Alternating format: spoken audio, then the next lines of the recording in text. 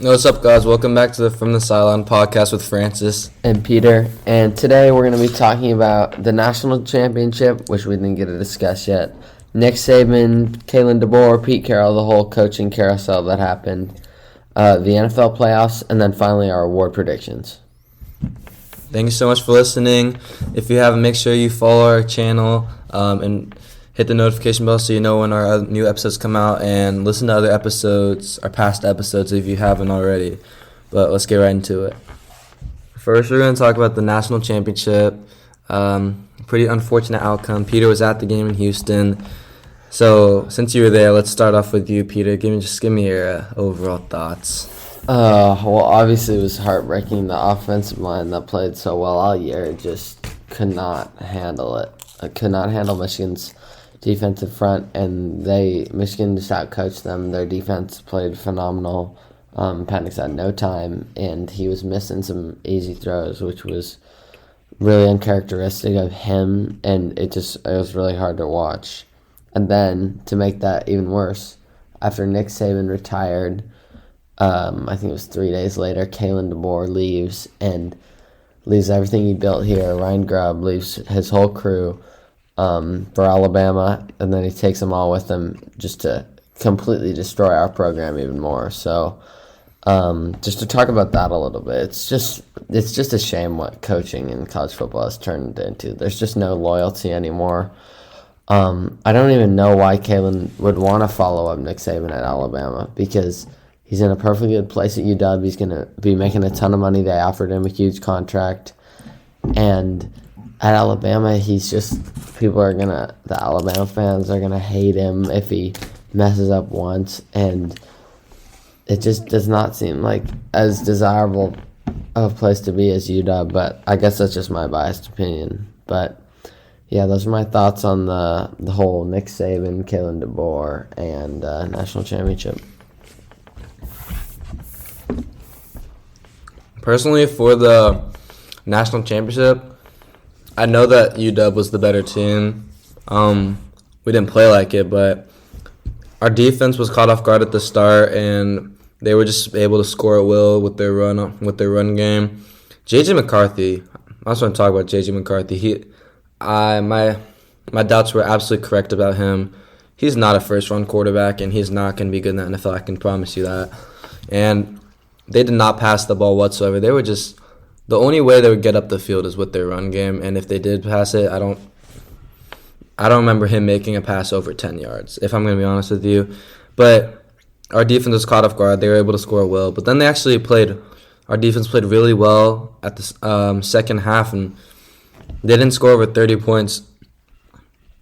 But then Michael Penix, man, I don't know what happened, but yeah, I know he was getting a lot of pressure, and he was dealing through some injuries, and the Michigan secondary was getting away with some penalties, and they actually played pretty good against our wide receiver core. But still, I expect Michael Penix to make plays even when he's dealt with adversity like that, and we've seen it time and time again. But he just was not able to perform in this game. He had bad reads, inaccurate balls, and our offensive line didn't really hold up like I expected them to.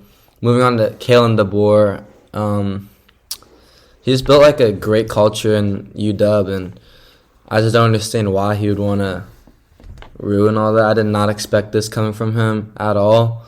But, I mean, I guess I respect the decision for his personal, because he's doing what's best for him and his family, I guess. But I just don't understand, because like Peter said, UW just seems like the more desirable location, because Alabama fans would easily turn on him. But at UW, no matter how the next season goes, we'll still love him because he brought us to the national championship and he built this amazing culture with us. So it kind of just screwed us up for a couple more years, especially because we're moving to the Big Ten. So yeah, that's what I think. Okay, so we're going to move on to the last domino to fall within the coaching world. Jim Harbaugh to the Los Angeles Chargers. It happened about an hour ago, I think a little longer. But this move was rumored for a long time, and I think this is an A-plus move for the Chargers. I mean, Harbaugh's won everywhere he's been. He's transformed that Michigan program, his alma mater. Brought Niners to the Super Bowl with Colin Kaepernick.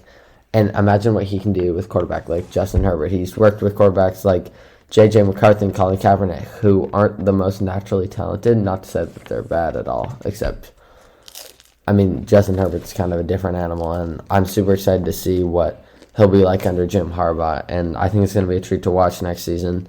So, great move for the Chargers. Brandon Staley, going from him to Jim Harbaugh is just, it's night and day. So, I think they're going to make the playoffs next season. If they don't, Jim's still going to be on the hot seat. It's going to be bad. But they're going to make the playoffs. Hopefully they can win a game or two. And then that'll kind of put that program back on the right tracks. Yeah, I'm rooting for Justin Herbert because he's such a talented quarterback, one of the best quarterbacks we've ever seen talent-wise. And it's just a shame that his talent's getting wasted away in LA right now with the Chargers. They're just not giving him any help whatsoever. And their defense is terrible. His weapons are terrible. His offensive line is pretty bad too. So, and Austin Eckler is just like, I don't even know what to think about Austin Eckler. He's just like pretty old and slow, and he's just never been really elite or even really good. Like, I never thought he was a top 10 running back in the NFL. He's a good fantasy player. Yeah, exactly. He's just a fantasy player. So if they help him out in the draft here, then obviously Quentin Johnson didn't really hit for who they assumed was going to take over for Keenan Allen, but hopefully Jim Harbaugh can turn things around, but there's only so much he can do with the amount of talent he's given.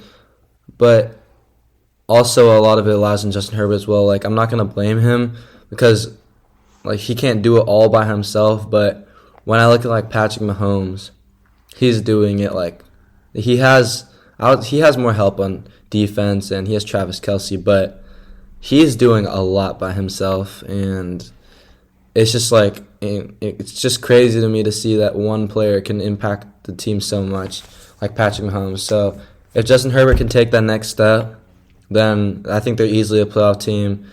But we'll see what Jim Harbaugh can do. There was even some rumors that Pete Carroll was going to be the Chargers head coach, but I never really believed that. That'd be crazy to see, though. I'm honestly not sure where Pete Carroll's going to land. We didn't talk about Pete Carroll yet, so let's talk about Pete Carroll really quick. I think it was the right decision, and I think it was his time to go. I really I'm so grateful for everything he's done in Seattle. Got us to 2 Super Bowls and we won 1, and that's all you can ask for is a Super Bowl. And he did that, and he built an amazing culture in Seattle. And every player has nothing but good things to say about Pete Carroll. But it was his time for sure. He's never been aggressive enough, in my opinion.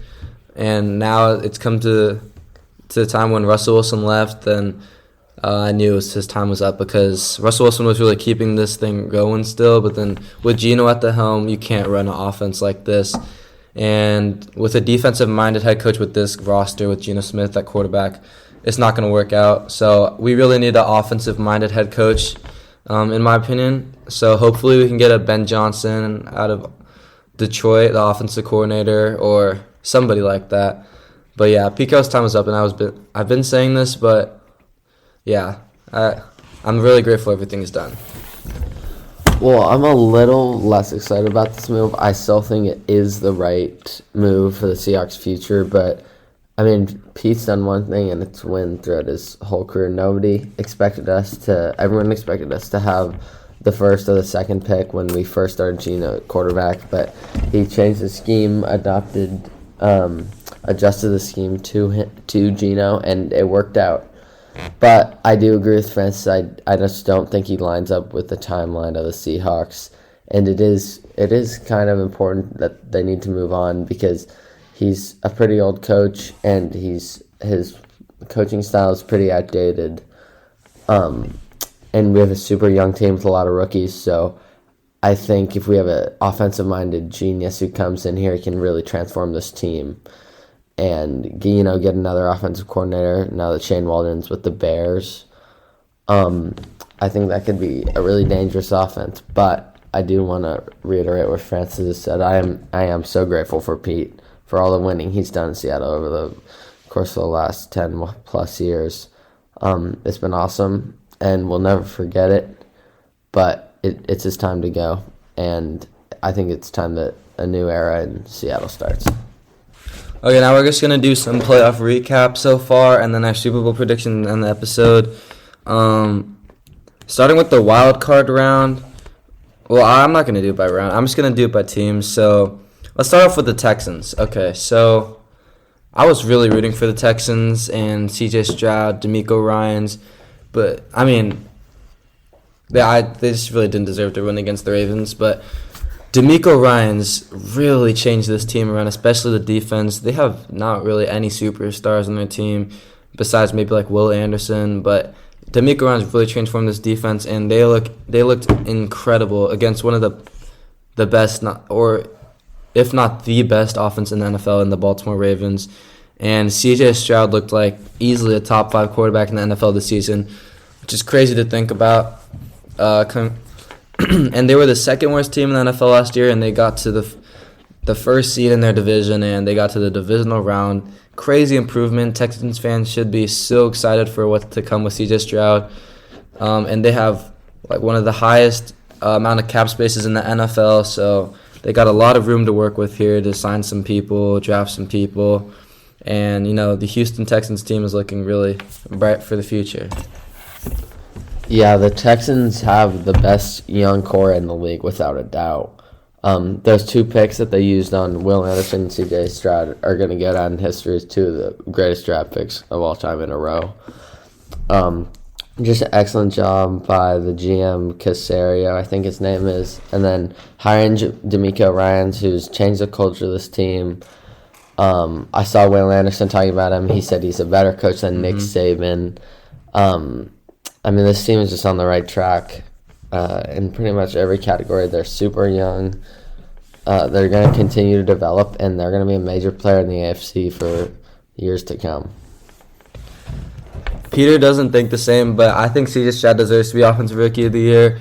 I know, it's fun to see, non-quarterbacks win a lot of the awards, but C.J. Stroud, I think easily deserves it. Like I said, being able to transform your team, I know a lot of it's not him, but he looks so good this season and calm and composed, and he looked like he had no pressure or weight on his shoulders to perform, and people were doubting him, calling him a system quarterback, saying that the testings, his test scores at the start of the season before he was drafted were going to impact his play on the field.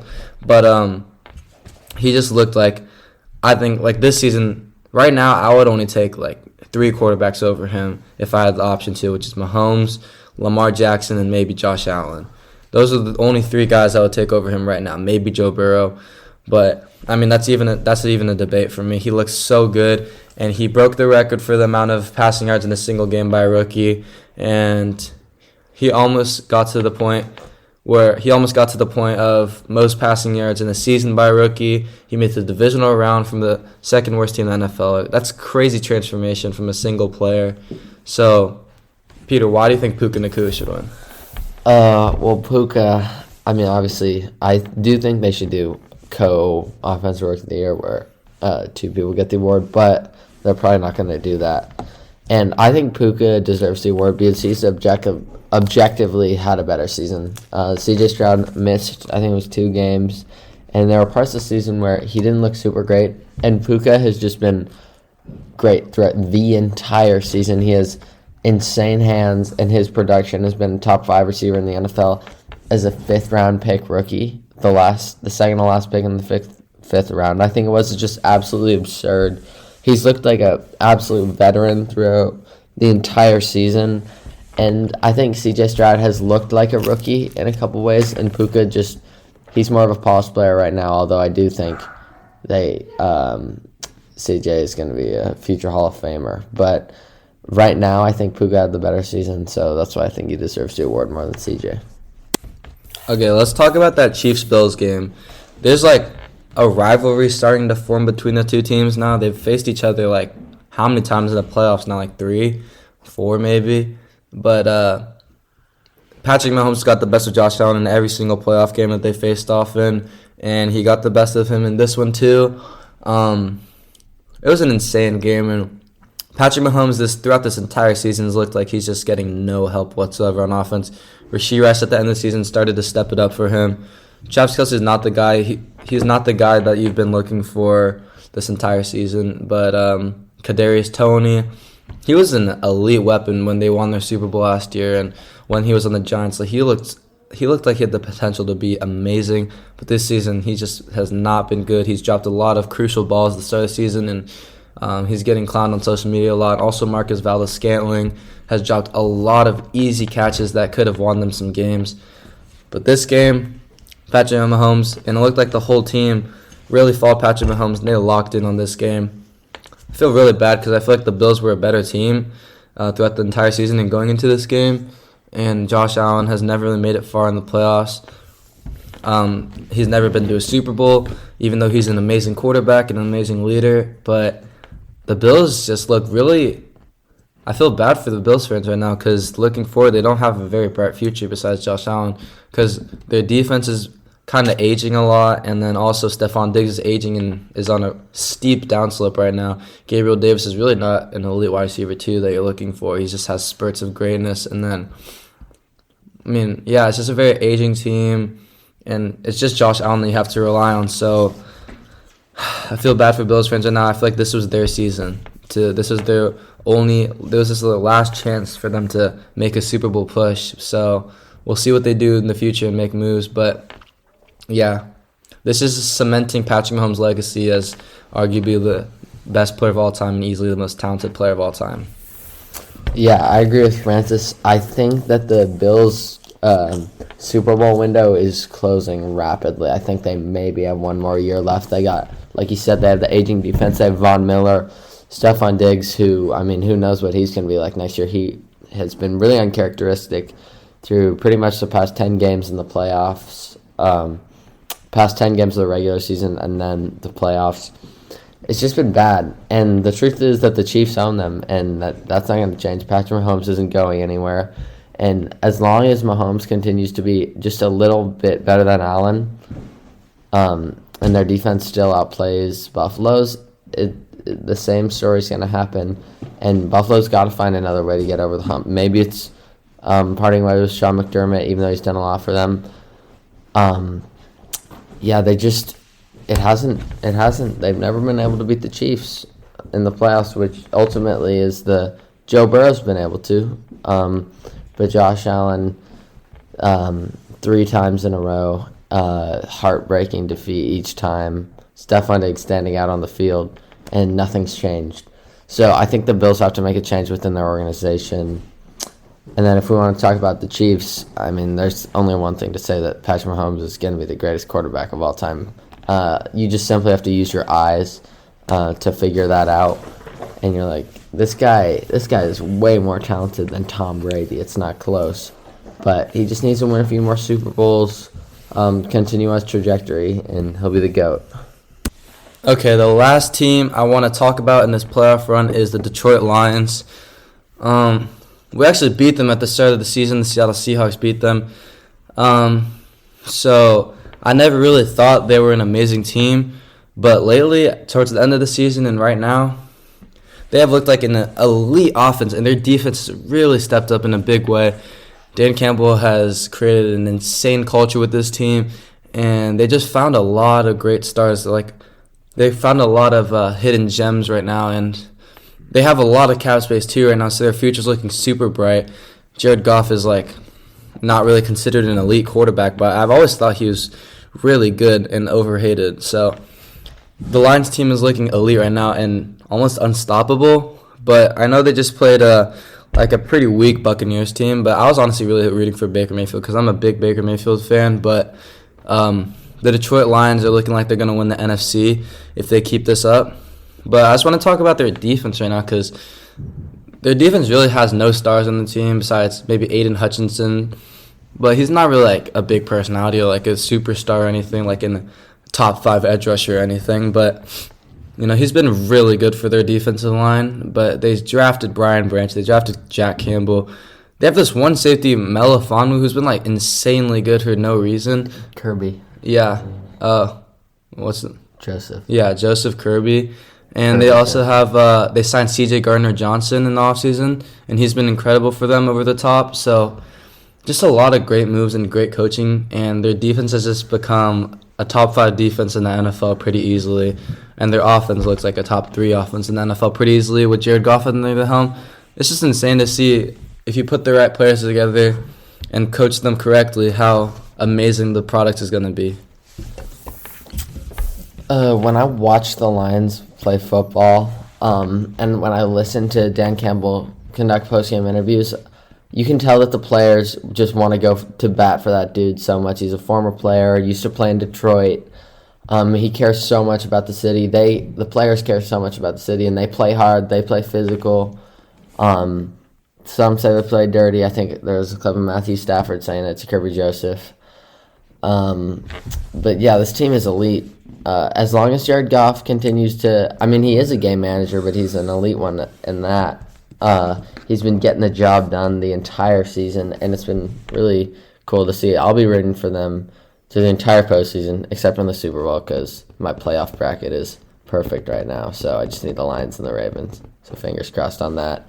But I think the Lions have what it takes. I am a little nervous that the 49ers could get ahead early and just kind of manage the game, win by a couple scores.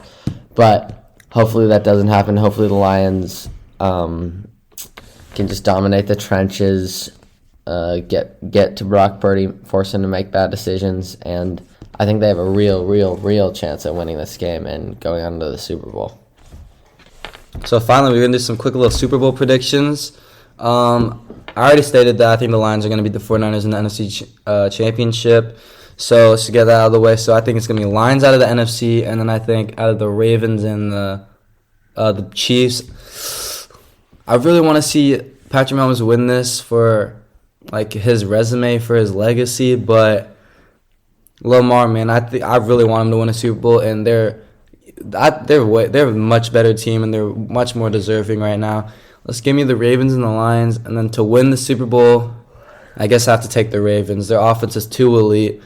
Lamar Jackson with the RPO and the run options, it's like insanely hard to stop, and I don't even know how defenses game plan and stop that. But the Ravens, I think, are going to win the Super Bowl against the Detroit Lions. But if the 49ers win the Super Bowl, I swear to God, I'll lose my mind. I hate the 49ers so much, and they're not deserving of this at all. Brock Purdy is a bottom 10 starting quarterback in this NFL, and I stand on that. And even with all these all-pro weapons that he has, George Kittle, Deebo Samuel, Brandon Ayuk, Christian McCaffrey, he's still not able to succeed as a top 5 producing quarterback. And then their defense is so good. But if Brock Purdy wins the Super Bowl, I'll lose my mind. But yeah, I hope the Ravens win the Super Bowl. How about you, Peter?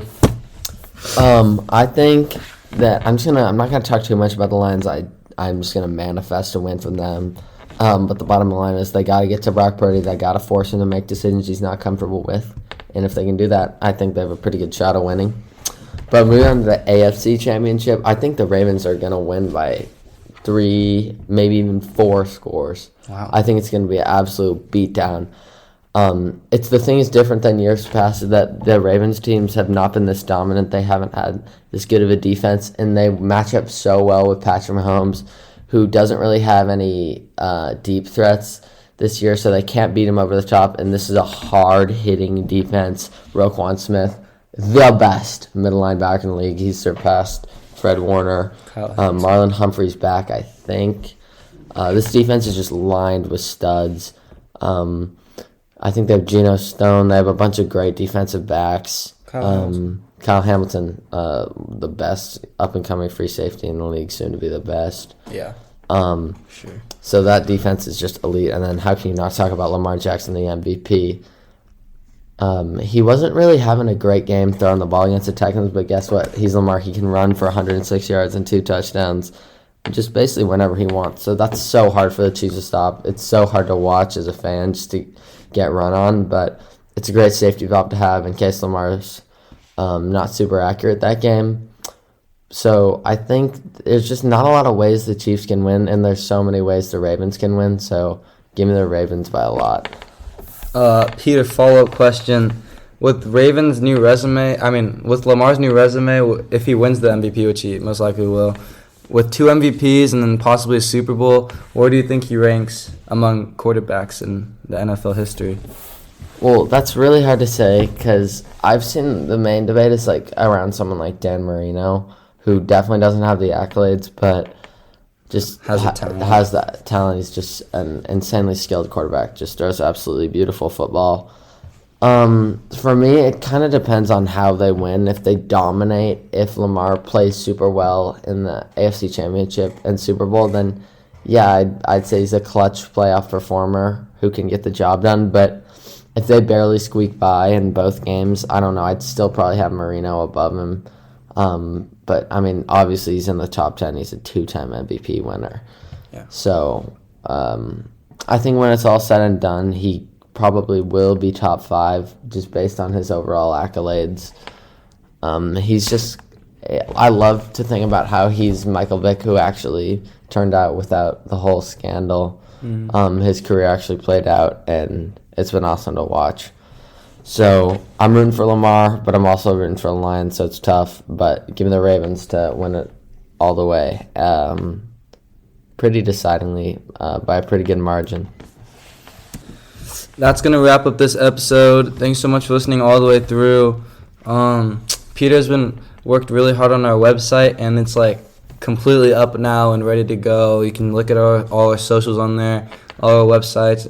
I currently just finished making my top 32 player big board for this upcoming draft, soon to be posted. And yeah, thank you so much for listening. Make sure you follow, hit the notification bell, and listen to up and coming episodes. Thank you. Thanks, guys.